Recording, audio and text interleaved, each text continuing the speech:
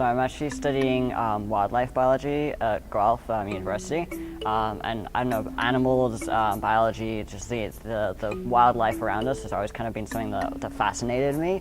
There's so much intricate details, and that's kind of what I wanted to show with this exhibit is all of the sort of the strange creatures and the kind of fantasy parts of the natural world. My photography has always been very centered around my love for the animals, and to me, I can already, play around with the camera and see the image I want to get and figure out how to get it. And half the fun is trying to figure that out myself.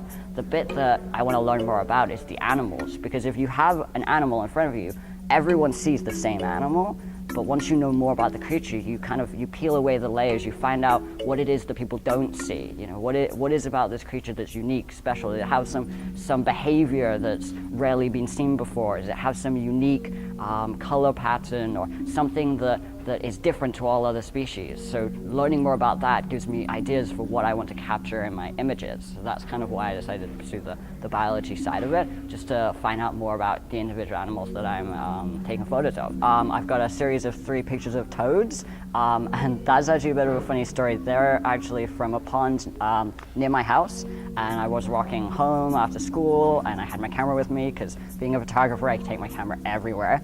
And I heard the toads calling, as you often do around this time of the year. You'll hear all the frogs and toads calling. I was like, I bet that they're trying to find mates. That would be an amazing photo to try and take.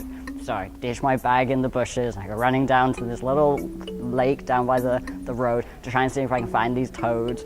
And I'm crawling around on my knees trying to find them. And I get down to the water, and it's absolutely teeming. I've never seen so many toads all mating with each other and calling out. It was amazing.